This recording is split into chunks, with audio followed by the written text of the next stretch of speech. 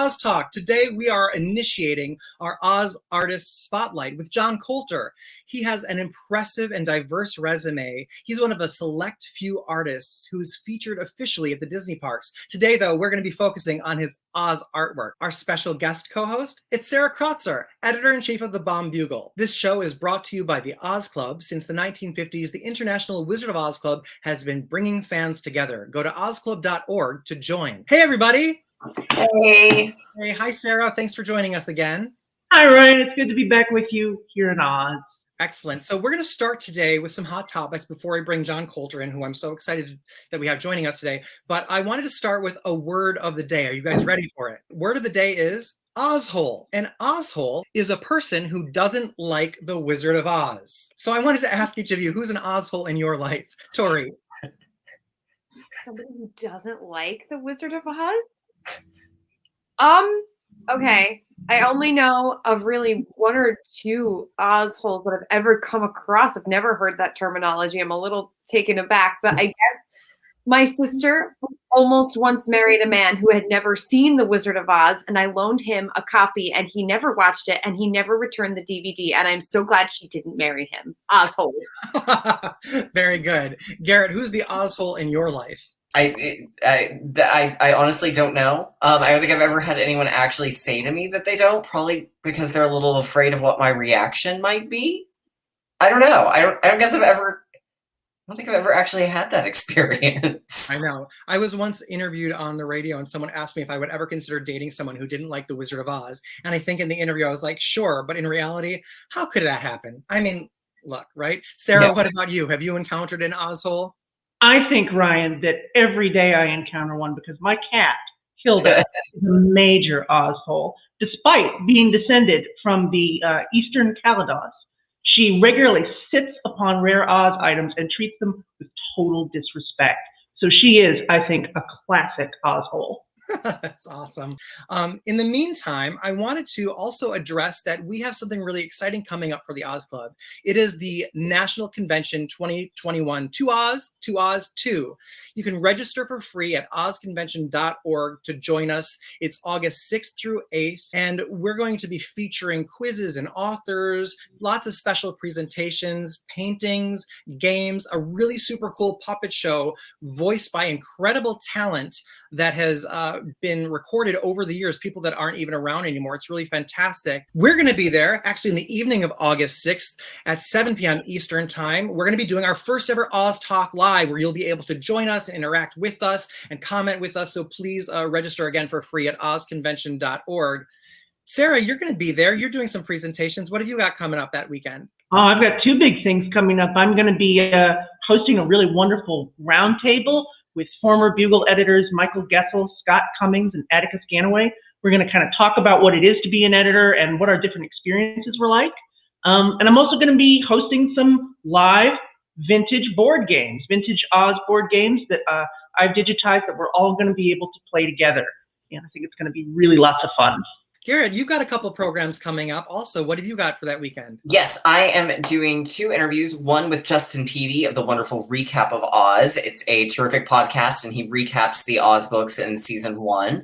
And he's got some fun stuff planned for season 2. And then I'm also interviewing PJ Scott Blankenship, who is the creator and one of the main writers for the podcast Hit the Bricks, which I cannot rave enough about. The only complaint I have is that season 2 is not out already for me to listen to. And I'm a little angry that it's not, because that's how good season 1 was. Dina Masacci is going to be doing a program on Glinda of Oz. Oz Club Vice President Ryan Bunch is going to be covering the music of The Wiz. Really looking forward to that. And Oz Club President Jane Albright does a chat with Mikey D about collecting international Oz items. I'm excited to finally be releasing my exclusive interview with Oscar-winning composer David Shire about his work composing Return to Oz. Tori, what about you? What are you doing for the weekend? I had the absolute pleasure of interviewing Tiffany Sutton, also known as Follow the Yellow Brick Girl on Instagram. She's the face of the Wizard of Oz cake-worthy clothing collection, as well as a Disney bounder / Oz bounder. So that's really exciting. And of course, Ryan, we have our interview with Jessica Grove. Let's take a look. The costume looks extraordinarily familiar. Is that the same dress? Yeah, so I'm not 100% sure if it is one that I wore or if it was an understudy dress or if it's something that my name was not in it. I do have a blue dress just like that hanging in my closet here, but the pockets were stained like brown from the treats. So you could see like this brown stain. Those are my ruby slippers. In fact, Roseanne signed the bottom of one of them. So I brought those with me to Pittsburgh because I was like, how are they going to have ruby slippers? Like, fit me. That's really cool. Yeah. So they were a little beat up. You know, you could see the glue cracking and everything, but they still had their magic from the audience. Once again, go to ozconvention.org to register for free and participate in our whole virtual OzCon that August 6th through 8th. All right, John Coulter is still coming up in a moment, but first I want to play a quick game with you guys called RTO, Did You Know? Sarah, you're here for it. It's a game. Come on. I am, and I love Return to Oz.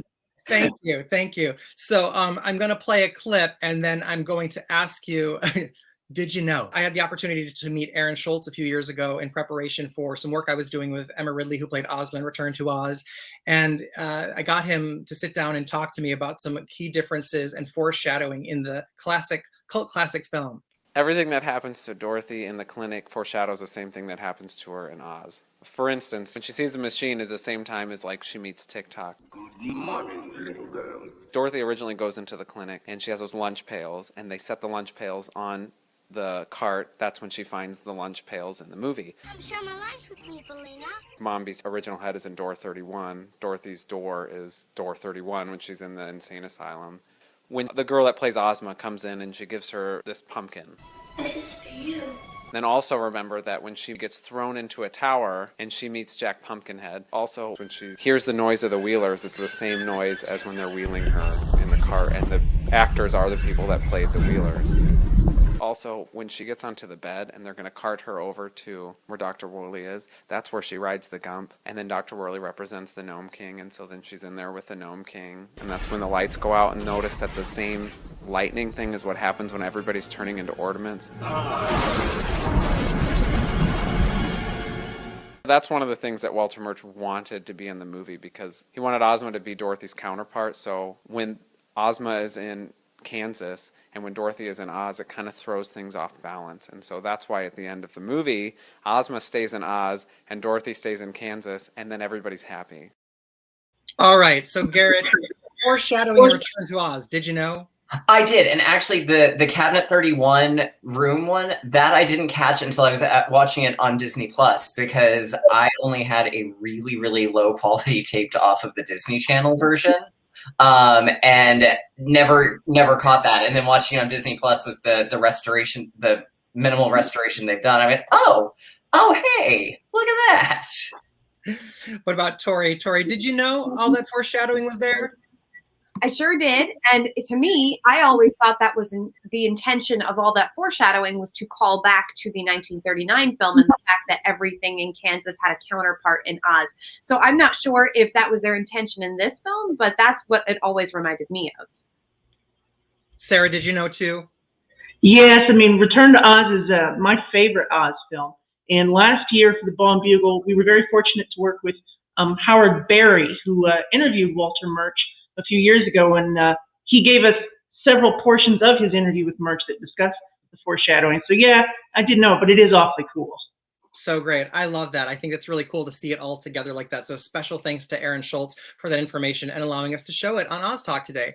All right, let's welcome John Coulter. John is an acclaimed professional artist, one of only a select few who have been chosen to be featured in the Disney parks. You can find his intricate fine art illustrations at various shops and galleries within Disneyland and Disney World. He has even designed a pair of mouse ears. As a performer, John was Prince Charming in the Disneyland Main Street Electrical Parade, and he played Tarzan in the opening cast of Tarzan Rocks at Disney's Animal Kingdom. He's further a recognizable model for print ads and TV commercials. He's traveled across the world for fashion, Halloween costumes, and hello, underwear. Should we pause for a moment here? So he's an artist, but he's actually like a living work of art. Like he himself is art. Like it's kind of complex anyway. His creativity bounds beyond the canvas with character sculpture work and full-on costume design. In all his work, you see his incredible attention to detail. But today, of course, we're focusing on his amazing Oz artwork. John Coulter, welcome to Oz Talk. Hey, you guys, that was quite an intro. Thank you. Such an impressive background.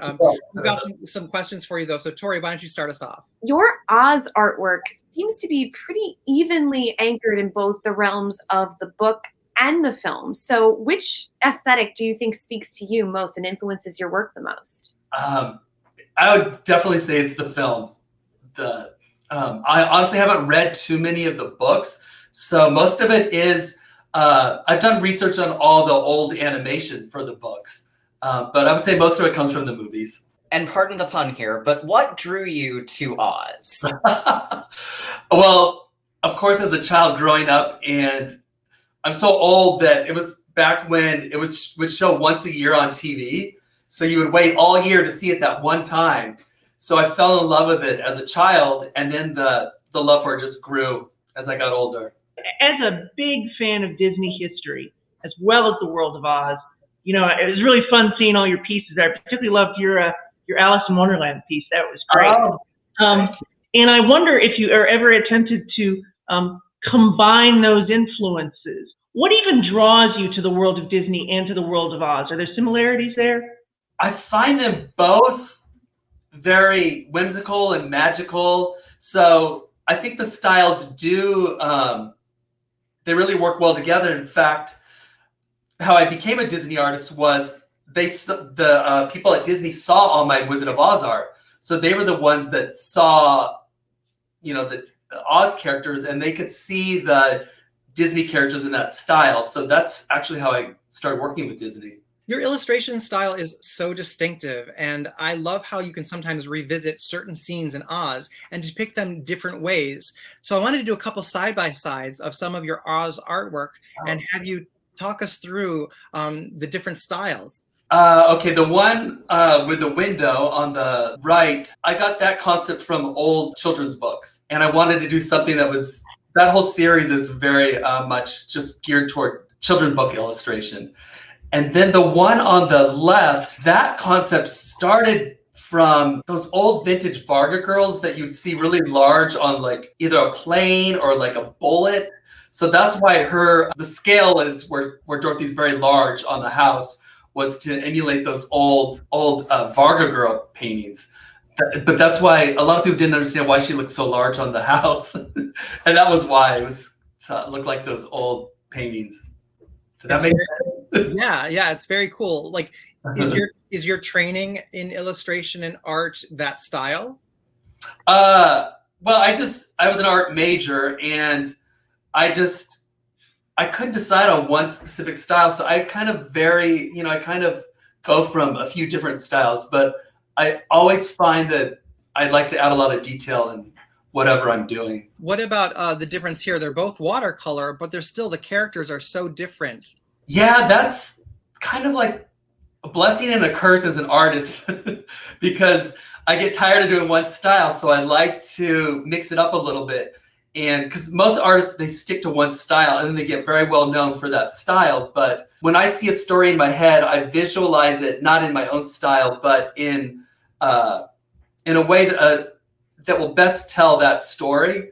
So that's why I change style a little bit, because I feel like I could express that scene better, in various ways. Here we see the Wicked Witch of the West, and is that Elphaba on the right, or that seems to be in the style of some of your Disney villain and princess work, correct? Yes, the one on the right was actually done for Knott's Berry Farm, so that's why they have a green witch in their shows, and Knott's Berry Farm at their what's it called, Halloween, Knott's Scary Farm.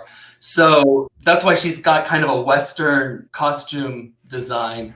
So yes, it's not really Elphaba, but it does, it's the Green Witch. So as a former Disney park performer, you must be very, very familiar with all of the Disney attractions. So this is a question I like to ask Disney/Oz folks. If you could take any Ozian character on any Disney park attraction, which character would you take, and on which attraction would you take them? You mean as a guest? Just Oh my God. Well, of course it'd be Dorothy.